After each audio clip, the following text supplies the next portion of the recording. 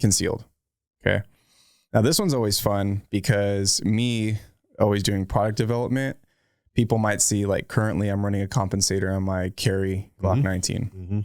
I have a Gunco carry magwell. It doesn't help my reloads at all, but it gives me a little bit more pinky rest. A little bit more grip on the bottom of the frame. Yep. Just a little bit. I like that. It's not a whole lot. I have goon tape on there, not stippling. I love Rocket City stippling, but let's be honest, dude, I have too many like guns that I'm like working on to stipple every single gun, Goon tape's cheap and effective, and it gives me a little bit more grip. It absorbs the sweat, and it's like $10. So yeah, here's the thing. So like my hands get really sweaty. It's like a curse. And it's usually, if I'm out on I live in California, so, it's pretty temperate here. It doesn't get uber hot, but I have had a couple of training days where it's been really hot out there and it starts to get to me even using the stippling. I've run stippled guns, and it just, once the hands are wet, right? Or in this case, sweaty, i.e. wet, and that stipple starts to rub on there, like it actually makes it really uncomfortable. For on a long training day, if this is a self-defense gun or whatever, it's probably not going to be like that. But if you're going to be training with it for long periods of time, I found that it's actually not that comfortable for me. So I prefer the tape. Yeah. I really enjoy the tape. And like I said, it's temporary if you want it to be, and it's cheap. So like, it's up to you. Getting that undercut in the Glock frame usually helps because I have like Glock knuckle. So where like the bottom of the frame rubs against my middle finger. Mm-hmm. So I do prefer stippling in most cases. It depends on what stipple job you get to. I think I know what gun you're talking about that you ran. Some are more aggressive than others. Sometimes it helps, and sometimes it's just for looks, But yeah, so I run goon tape. I run like a very slim magwell. I have one of my carry base plates on there that I just carry with. And then I have a spare mag that's like the large base plate, right? That's actually not in the gun because you don't want to print when you're carrying concealed. I have a single window Gunco slide because you want to minimize how many windows you have. Yeah, talk about that. On a carried Glock. I did want to take a little weight off, but I'll be honest with you, I don't need any windows on my carry Glock. Like the G34 comes from the Glock factory with a big window. Glocks are fucking bulletproof, dude. So I've dropped my carry G19 in the mud or rubbed it against the mud, in the middle of like doing prone, kneeling, shit like that. And it's worked flawlessly. That still doesn't mean you want to like purposely allow yourself to like have more nooks and crannies to get debris, dust, dirt, gravel. There it is right there. Yeah. What are you presenting by allowing more things to enter into the mechanics, the mechanism of the gun that could potentially slow it down or shut it down? Yeah. So when you're talking about like carry, if it's your carry gun, your goal is probably concealable safety and reliability. That's probably the goal, right? So when you do more window cuts and serrations and things like that, some might be for grip, and a lot of it's to take weight off the slide. Now that top window cut, it's kind of like it's not a bad one. It's very minimal. But like I said, I almost would prefer no window cut. That was actually just a slide that Gunco had specially made. So I rocked it, you know what I mean?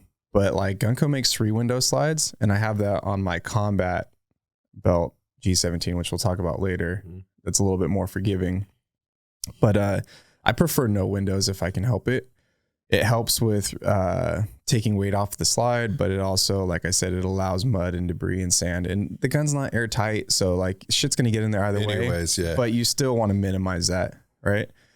I have a compensator because Gunco and me are constantly doing product development, so that's something that we're working on right now. So that's why I'm doing that. But I'll tell you right now, my favorite go-to concealed barrel setup was either my G45 with a stock fucking barrel, or my G19 with my Arc Division barrel with no comp. And I'm just talking about comfort and reliability, right? With those two situations, right? My compensator, like I said, it's more for product development than anything. The compensator I'm currently running on there is too large and it gets uncomfortable. You just in terms of length? when carrying. Just when it's carrying. Mm-hmm. Yeah. So like, if you're going to tell me, like, if you're going to ask me, I should say, you know, do you think it's worth it to add an inch and a half to the end of your muzzle to reduce recoil by like 15, 20%? It depends on how short you are. Yeah. Right? It depends on what that setup is. I personally like have a good grip. I take pride in my fucking handgun grip, and I don't need a compensator. There comes a point where you're splitting hairs. Yeah. You're starting to split hairs, and how much of it is the gun versus how much is your ability? And what are we really getting here? I mean, is it, you know, 100th of a second, you know, in your splits, your shot splits, you know, or, you know, is it, what are we talking, like a milli-inch? If that's even a millimeter off in terms of keyholing your shots. Let's be honest, like how much advantage are we really getting here at a certain point? And I don't think there's an answer for that. It's up to the individual and what they think they're getting and what their actual performance, I guess, data tells them. You would know, but I don't know. I think what we're getting at is where you're getting at is people are throwing all kinds of shit on their guns before they've without maybe thinking down the whole line. What's the goal? What's the application? So we're going to talk about goals and applications and bring all these together once we get through like this concealed and then outside the waistband, because I do actually want to talk about that and some experiences I've had with people that I've shot with and like why there's this weird blurry gray area now, right? So I have this comp. It's more for product development. I like comps. I prefer comps, but on my carry, if it wasn't for product development, I'd be rocking a stock barrel most likely. Mm-hmm.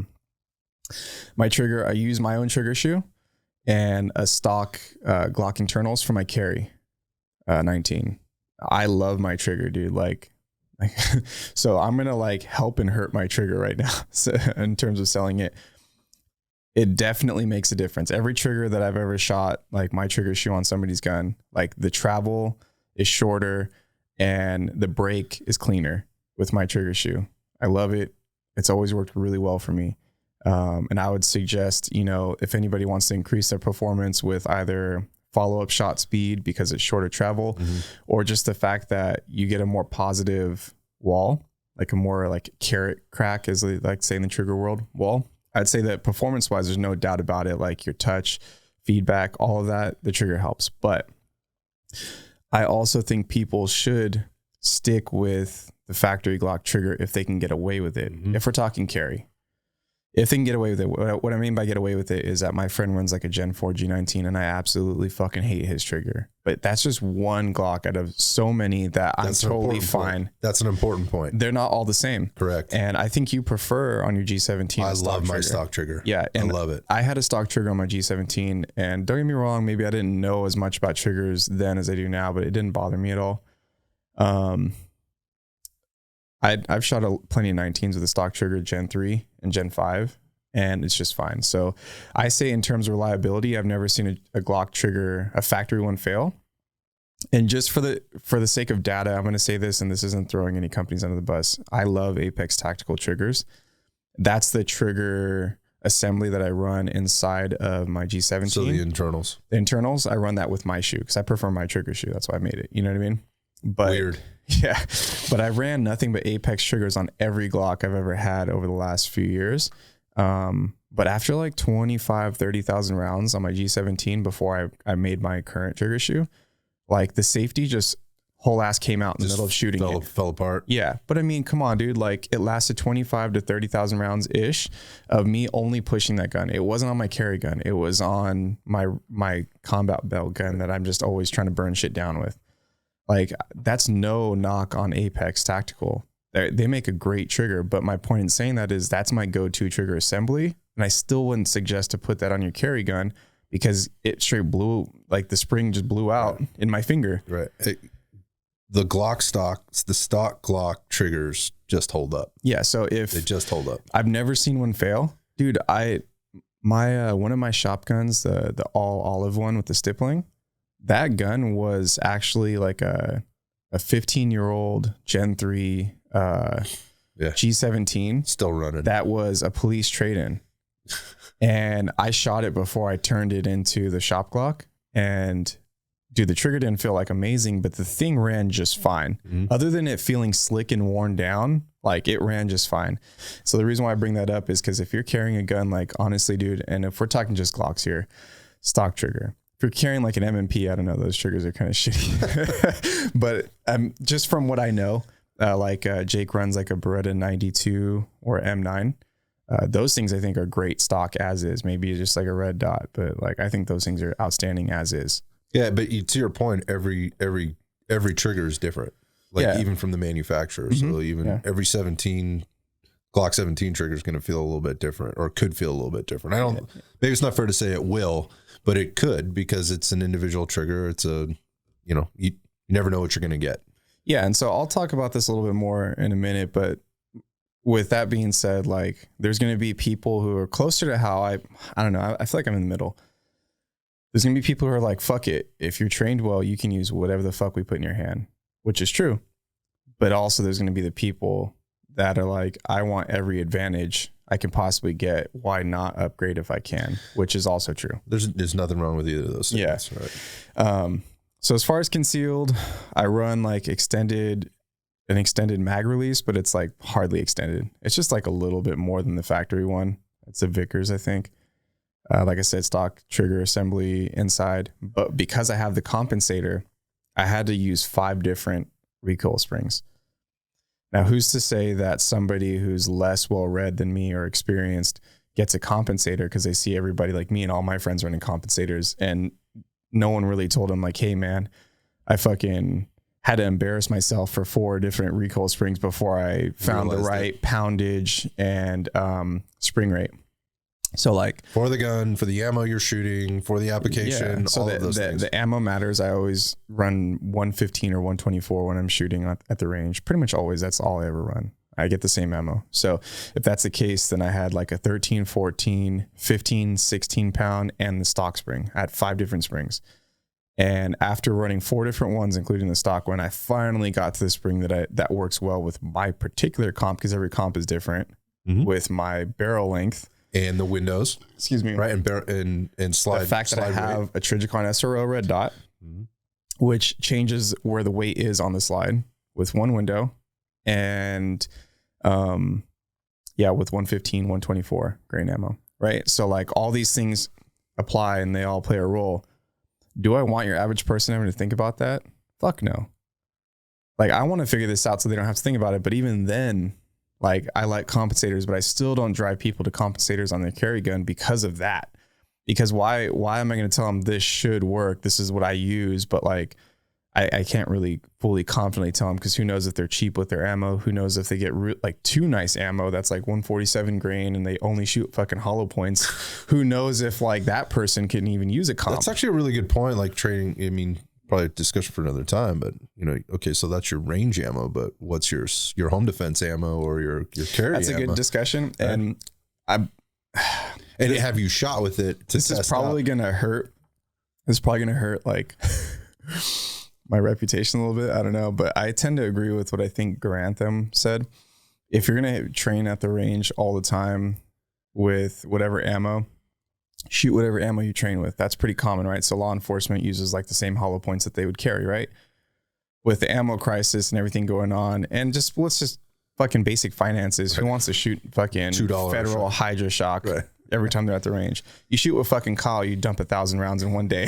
You know what I mean? I'm not shooting 1,000 Hydra shock. Yeah. So I'll be honest with you, dude. I carry hollow points when I have a stock Glock, and I carry range ammo with everything else because I know that works. Same. That's consistent. Same. And I don't think that hollow points don't work. I understand the whole point behind hollow points, but I mean the whole time you're shooting anyways, you should be thinking about your surroundings, where that bullet goes, and all these kinds of things anyways. There's a lot of discussion around that. Well, if you shoot the hollow point, then it doesn't go through your wall and then through your neighbor's wall. And really? You should already be thinking about all that anyways, with or without a hollow point. But anyways, like you said, different discussion for a different day. But so my carry 19 is actually more than I would suggest most people carry. And the reason for that is because I'm product testing constantly. Okay. When something's not right, I change it. Or I try to figure out what's wrong with it. Now, my personal favorite go-to carry and I'll come back to this later, is the G45 with a Trijicon RMR or SRO. I have one carry base plate in there, and my spare base plate, that's the large base plate, right? A large base plate. Yeah. That's what it's labeled as. But you know what I mean. So anyway, that's actually my go-to. And I'm talking about just that and possibly a weapon light. I actually am kind of weird. I carry a X300A, which is the quick detach X300. I always have that on me, off my gun. And I carry just a gun with no weapon light in my holster. And I train with like my handheld, which has my thumb ring and that. But then I also have a backup light. So not to sound like I'm fucking ready for anything, It's pretty much I have a backup handheld. Fucking Jerry told me to do that. So I did it. And I chose an X300 because I can slap it on my fucking gun if it goes down. If it goes down. Goes yeah, down, exactly. But I also keep it off the gun externally as my backup. This is actually another discussion. Probably we could get into this. Like some people probably listen to this going, "Wait, what? He carries 3 lights on him at all times?" No, he carries 2 lights with him at all times. The weapon light that he has isn't actually necessarily attached to his weapon, though. Yeah, is what you heard him say. We'll cover that another time. Yeah. I don't know. I like doing that, but